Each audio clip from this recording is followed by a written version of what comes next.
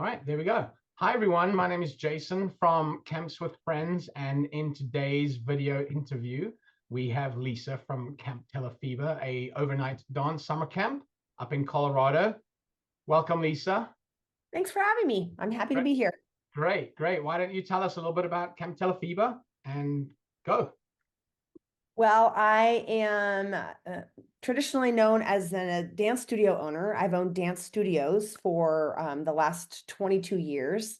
And Camp Telaphiba came out of a gap in the industry for kids to dance in the summertime. I had, of course, my own dancers at my own studios, but then talked to camp dance studio owners across the country who had children who wanted to continue dancing, but didn't necessarily want to go to the traditional channels. So I went to summer camp as a kid. I went when I was an older teenager, and so only got to the benefit of that for 1 year. But what I remember was one of my favorite memories of my dance experience, professional or not, because I have danced professionally. I danced all through college. I danced in high school, but my most memorable experiences came from that camp. So here comes Camp Telaphiba. We're now 10 years in existence, have served thousands of kids across the country and the world, who specifically want to dance in the summertime, but also want to be kids. And I think that that's what separates me in the market of dance offerings in the summertime. Some of them are super intensive, where that's all you do. You eat, sleep, and dream dance. And then the others that are maybe like less than that, but maybe not great dance instruction. So we marry the two together, and there's great dance. Our main conversation surrounds dance and all forms of dance, but the kids also get to do fun kid outdoor, indoor activities, bonding with friends, life development workshops, and such. That's great. So let's sort of jump into what is a just to sort of pick up on a couple of things that you spoke about there. What does a typical day look like for any kid at your camp?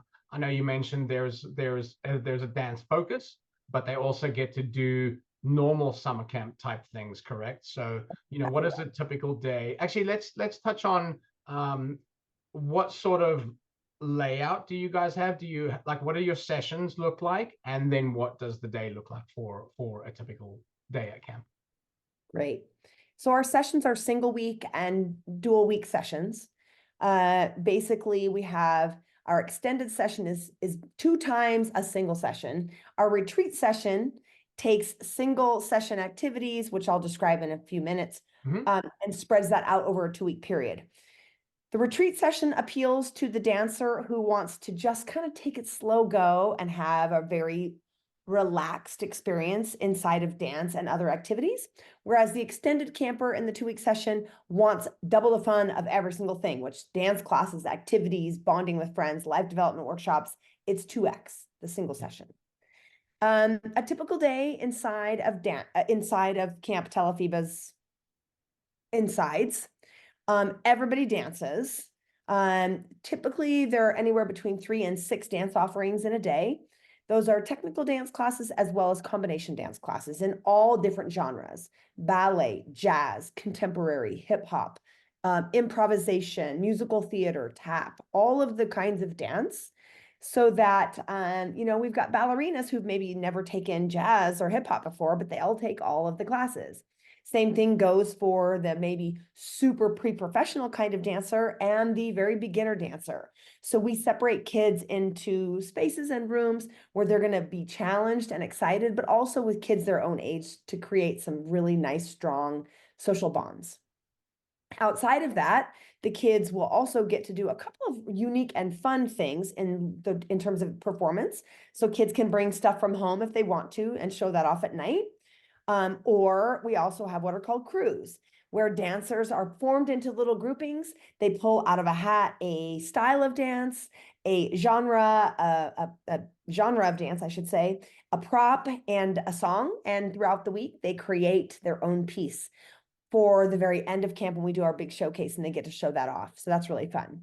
Yeah. Outside of that, they get to do the other activities, the fun stuff, the campfire with s'mores, the skits, the hiking, the swimming, the summer tubing, the archery, all of those kinds of fun outdoor activities that kids just love to do when they go to camp. Yep. They get at least one, sometimes three different offerings during the day. Kind of depends on what they end up signing up for and what the whole camp will be doing as a group. And then last but not least, I love the human development piece that we offer, which is our life development workshops.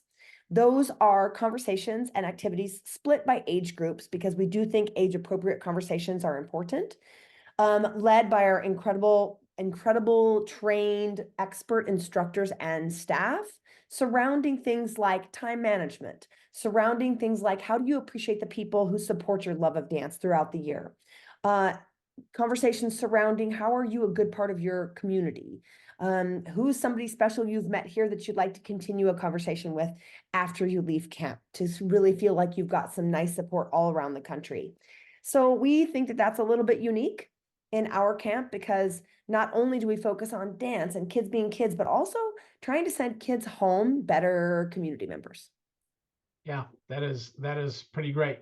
So you mentioned you do like some kind of a big show or recital at the end of each week. We do, yes. And what sort of, if there was a parent that's maybe watching this and their kid is considering getting into dancing, like do you take sort of entry levels as well and kind of start working with those kinds of kids? Absolutely. So this is what I like to tell parents. If your child has a passion or an interest in dance, or if they're planning on being a professional, there is a spot for them at camp. I do not know what is in our water, but for whatever reason, the kids, because I think they're all away from their own home environments, most beginner level dancer who's age 14, let's say, is arm in arm, best of friends with the pre-professional dancer who's 14 and going to go to LA to become a dancer.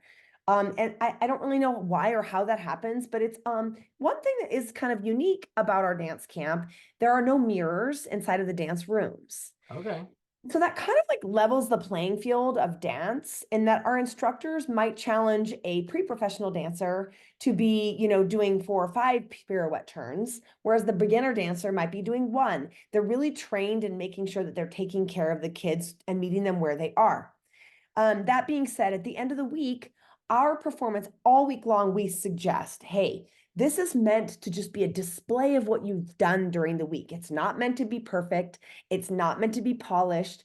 It's just a display of the fun that you've had. So I think that relaxes kids.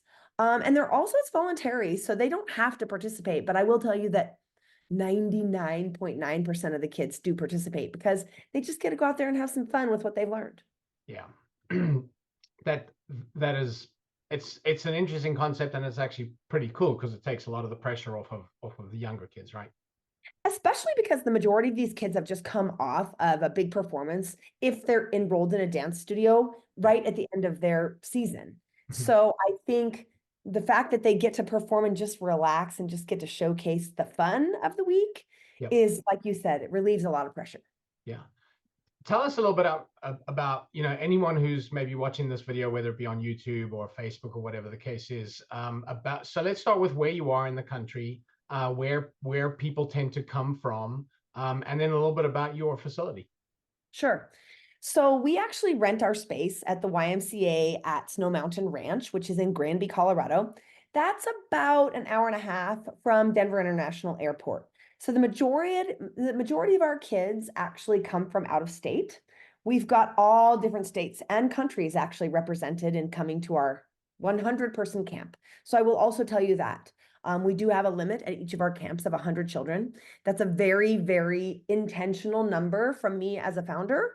I believe a group of 100, that means every single one of my staff who's working the camp can know every single child, where they're from, what they're about, whether or not you can look across the room to see if they're homesick, know kind of what is they love to do and all of those kinds of things. Yeah. Any more than that for me, I think becomes a little bit unmanageable. So I think it is just a statement about our intentionality and supporting the kids to be their very best.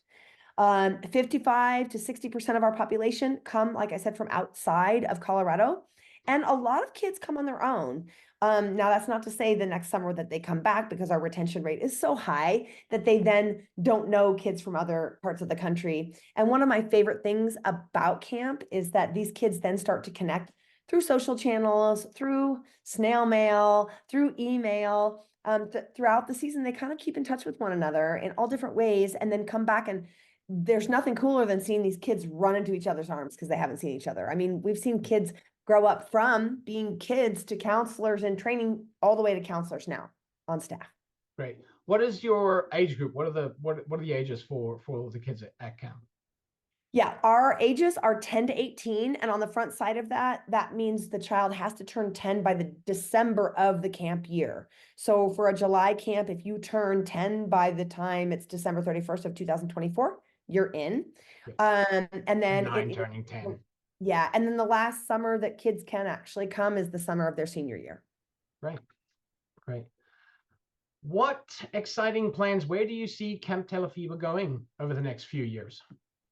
You know, my mission and my vision has changed over the years in that I initially started out wanting to, host thousands of campers and kids. And we have such a special, unique bond inside of each one of those camps. I just want to continue to maintain giving the very best quality and the most unique summer dance experience for people that are willing to go outside the box and thinking a little bit. We're in Colorado, and in Colorado, overnight camp is not a standard thing like it is on the coasts. Yeah. So I'm really trying to educate people more about the benefits of overnight summer camp, regardless of dance or not. And so for the next few years, I really want to kind of bring more of an awareness about the benefits of overnight camp. To really kind of dive into that a little bit as a great summer option for dancers. Yeah, that sounds like so I talk to a lot of camp directors and camp owners, as you know, a lot of summer camps, some that have been around for 100 years, right? And so hopefully, obviously, Camp Telaphiba is going to be one of those businesses in 90 years from now. One of the things I've realized is that there's actually a massive shortage of summer camps in the country. And something like less than 10% of kids actually get to go to a residential summer camp in the United States. So, and like, for example, down here in Texas, my girls go to a week-long summer camp down here, but they're really hard to find down here. There are not that many camps. Obviously, up in the Northeast, you can't throw a stone without hitting a summer camp. But in the rest of the country, it's not that big of a thing. Yes. There's also a lot of competition, just sort of, day businesses, or whether it be a gymnastics facility or a dance studio or an art studio, they're all offering some kind of summer camp, and there's a lot of competition for kids' attention, and they don't get the benefits of a residential summer camp, right? Yes. Where they get to put their phone down for a week or 2 weeks, and they don't, they're not on social media, and they can actually communicate with other human beings for an extended period of time and build those relationships and things. So there's definitely a shortage. Yeah, and in fact, it is one of my like stakes in the sand as an educator and as a child developer. I mean, I want to make sure that we give kids all of the tools and resources to become independent, growth-minded, risk takers, all of these things that maybe even our COVID situation back a few years ago kind of stunted that for a few of our kids. I'm seeing it in my dance studios. I'm seeing it at camp. But what I do see is when children come to camp, they leave like different kids. Yep. And I have one child in my mind very specifically. She was a Floridian that came a few years back, and she loved camp. And, the majority of our campers go home, they're crying, they are like, loved every single thing about it. And so this was her experience, right? And I didn't think any more of it outside of like, we did a really good job. Well, about a week and a half after she's gone, her mother sends me a note, and the mom says, "You have no idea, you've changed my child's life to the point that we're actually moving to Colorado.